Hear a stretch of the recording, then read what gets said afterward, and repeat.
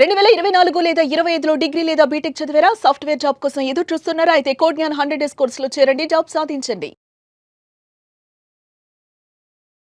నమస్కారం సార్. నమస్తే సార్, ఈ మధ్య కాలంలో లీగల్ హెయిర్ సర్టిఫికేట్ అని ఎక్కువగా వింటున్నాం. చాలా మందికి దాని మీనింగ్ ఏంటో తెలీదు. అండ్ ఈ మధ్య కాలంలో వాటి కోసం ఎక్కువ అప్రోచ్ అవుతున్నప్పుడు, లేకపోతే న్యాయస్థానాన్ని అప్రోచ్ అయినప్పుడు ఈ సర్టిఫికేట్ అడగడం జరుగుతుంది వాళ్ళు. అంటే ఏంటి అన్న క్వశ్చన్ మార్క్స్ చాలా మందికి ఉన్నాయి. ఒకసారి దాని గురించి ఎక్స్ప్లెయిన్ చేస్తారా? ఓకే అండి, థ్యాంక్ యూ.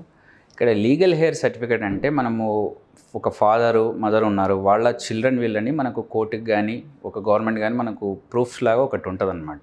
వీళ్ళ చిల్డ్రన్ అని ఒక సర్టిఫికేట్ ప్రూఫ్ చూపించాలి. అక్కడ మనకు ఆధార్ కార్డు ఇవన్నీ ఎట్లుంటాయో తరతరాంతర వారసులు వీళ్ళు.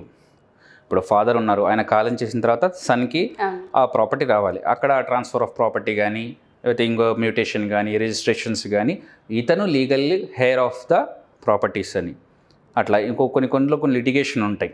ఒక first wife and second wife ఇలా చాలా ఉన్నాయి. So who are legally their children, okay, న్యాయస్థానం అగ్రి చేసేలాగా. సో ఆ సర్టిఫికెట్స్ వాళ్ళకు ఉంటే అది సాక్ష్యం ఉంటుంది. సో వాళ్ళకి కావాల్సిన ప్రాపర్టీస్ కానీ వాళ్ళకి ఏదైతే ఎలిజిబుల్, ఈ మధ్య చాలా ఎందుకంటే కోవిడ్ టైంలో చాలా మరణాలు జరిగాయి. సో ఆ ట్రాన్స్ఫర్ ఆఫ్ ప్రాపర్టీకైనా రిజిస్ట్రేషన్స్కైనా మ్యూటేషన్స్కైనా ఈ 100% అవసరం ఈ లీగల్ హెయిర్ సర్టిఫికేట్ అనేది. ఒక గవర్నమెంట్ ఎంప్లాయీస్కి వచ్చే వరకు కొంచెం ప్రాసెస్ వేరే మారింది వాళ్ళ హెయిర్స్కి అయితే. మిగతా వాళ్ళకేమో ఒక పర్టికులర్ ప్రొసీజర్ అనేది ఉంది. మ్యూటేషన్స్ ఇవన్నీ చేయించుకుని జిహెచ్ఎంసీ చుట్టూ చాలామంది తిరిగారనమాట ఈ సర్టిఫికెట్స్ కోసం. సో వీటి పర్మిషన్స్ వీటికని. సో ఈ లీగల్ హెయిర్ అనేది ఆ తల్లిదండ్రులకి వీళ్ళు న్యాయపరంగా వాళ్ళు వారసులు అనేది ఒక ప్రూఫ్ లాగా చూపిస్తుంది మనకు. ఓకే, సో అంటే ఇది ఎటువంటి సిచ్యుయేషన్లో అవసరము అంటారు? సపోజ్ పేరెంట్స్ మరణించినారు, లేకపోతే ఏదైనా జరిగింది అనుకోండి, వారసత్వంగా అది వాళ్ళకే రావాలి. సో అలాంటప్పుడు రిజిస్ట్రేషన్ చేయించుకునే ప్రాసెస్లో అవసరం ఉంటుందంటారా? లేకపోతే ఇఫ్ ఇన్ కేస్ ఎవరైనా వచ్చి దానికి అడ్డుపడినప్పుడు న్యాయస్థానాన్ని సంప్రదించినప్పుడు అవసరం పడుతుంది అంటారా? సో ఎప్పుడు ఈ సర్టిఫికేట్ అవసరం? ఈ సర్టిఫికేట్ చాలా చోట్ల అవసరం పడుతుందండి, not only for the properties and all. రీసెంట్గా ఒక కేసులో మేము విన్నాం, తండ్రి ఒక ఫోన్ నెంబరు, ఆ ఫోన్ నెంబర్ రావడానికి కూడా లీగల్ హెయిర్ సర్టిఫికేట్ అడిగారు. ఎందుకంటే anyone X can ask the phone నెంబర్ను. వాళ్ళు ఇప్పుడు ఒక ఎయిర్టెల్కి కానీ ఏమైనా కంపెనీస్ ఉన్నాయనుకోండి సెల్ ఫోన్, వాటికి వాళ్ళకేం తెలుసు వీళ్ళు వాళ్ళ చిల్డ్రన్ అని. Okay, any other people may misuse it also. Okay, వాళ్ళు ఏదన్నా చేయొచ్చని. సో లీగల్ హెయిర్ సర్టిఫికేట్ అనేది అక్కడ కూడా అడిగారు. ఎందుకంటే వాళ్ళ సన్నే ఇతను. So we can give provide this number to the son because ఆయన వాళ్ళ సన్నే కాబట్టి will use it services and all అని చెప్పేసి అక్కడ కూడా లీగల్ హెయిర్ సర్టిఫికేట్ అడిగారు అనమాట. సో ప్రాపర్టీస్ అనే కాకుండా అది ఒక మంచి, ఇప్పుడు ఆధార్ కార్డు అనేది మనకు ఉంటే ఎక్కడికైనా కూడా ప్రూఫ్ వ్యాలిడ్ అవుతుంది కదా, అలాగే అది throughout India Aadhaar card valid ఎలా ఉందో ఇక్కడ లీగల్ హెయిర్ సర్టిఫికేట్ వచ్చేసేసి లీగల్గా ఆ పేరెంట్స్కి ఈయన సన్ లేకపోతే షీ ఈజ్ ద డాటర్ అనేది ప్రూఫ్ ఉంటే అది ఏ విషయంలో ఏ సందర్భంలో ఇప్పుడు డే బై డే కూడా వ్యవస్థ చాలా స్ట్రిక్ట్ అవుతుంది. కొన్ని చోట్ల బయోమెట్రిక్ కూడా పెట్టారు కొన్ని ఆఫీసెస్లో, ప్రతి చోట గవర్నమెంట్లో కూడా. సో ఎక్కడ ఏ సర్టిఫికేట్ ఏ అవసరం పడుతుందో, సో ఈ సర్టిఫికేట్ ఉందంటే వాళ్ళకి ఎలాగో బెనిఫిట్ ఉంటుంది, దే కెన్ ప్రూఫ్ ఇట్, చూపించచ్చు. పేరెంట్స్ లేనప్పుడు కూడా కొందరు సొసైటీలో కొందరు ఎలా ఉంటారంటే అందరూ మంచి వాళ్ళే ఉండరు, వాళ్ళు మిస్యూజ్ చేయడానికి కూడా చూస్తుంటారు. లేదు మేమని కూడా సడన్గా ఎవరో పిక్చర్లోకి వస్తారు. ఒక పెద్ద ఫ్యామిలీ ట్రీ ఉందనుకోండి, చాలామంది ఉన్నప్పుడు వాళ్ళు కూడా వస్తుంటారు, we don't know where they are legally all not. So ఈ సర్టిఫికేట్ అనేది వాళ్ళకి ప్రూఫ్గా ఉంటుందన్నమాట. అండ్ డిఫరెంట్ సినారీలో కూడా అది యూజ్ ఉంది. రేపు ఏ సిచ్యువేషన్లో అవసరం పడుతుందో తెలియదు, బట్ అది ఉంటే మాత్రం చాలా మంచిది. దీన్ని పొందే అవకాశం అసలు దీన్ని ఏ విధంగా అప్రోచ్ అయ్యి తీసుకోవాలి, అసలు దీని ప్రాసెస్ ఏంటి సార్? ఇది మెయిన్గా మామూలు వ్యక్తులకైతే కోర్ట్ అప్రోచ్ అవ్వాల్సి వస్తుంది లీగల్ హెయిర్ సర్టిఫికేట్కి. ఓకే, అండ్ దానికి కోర్ట్ ఫీజు కట్టాల్సి వస్తుంది, దానికి ఒక పిటిషన్ వకాలతో ఒక లాయర్ని అప్రోచ్ అయ్యి పెట్టుకోవాల్సి వస్తుంది.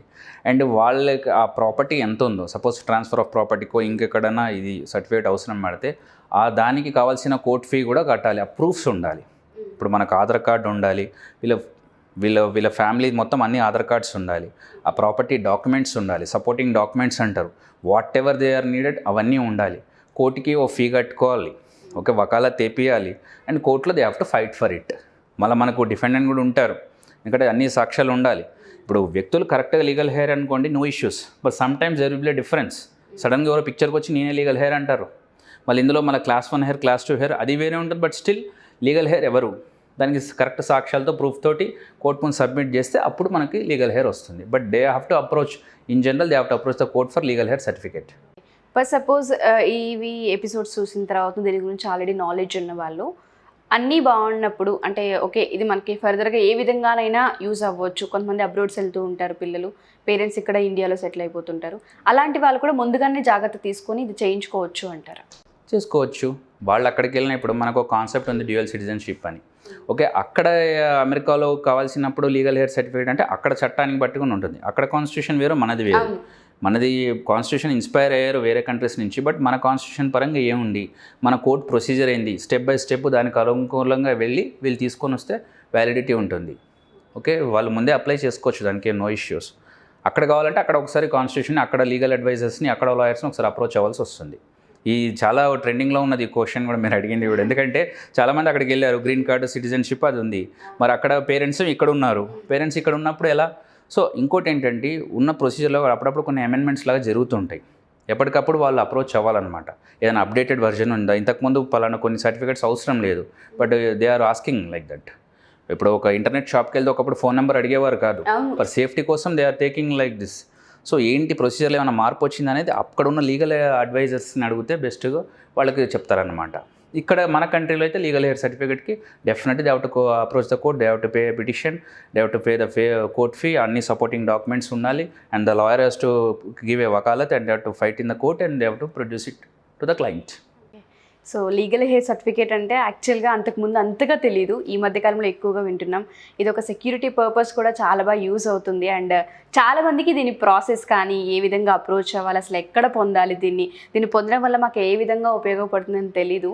సో మన ఎపిసోడ్ చాలా ఎంతో కొంత హెల్ప్ అయితే అవుతుంది. Thank you sir. Thank you so. Thank you.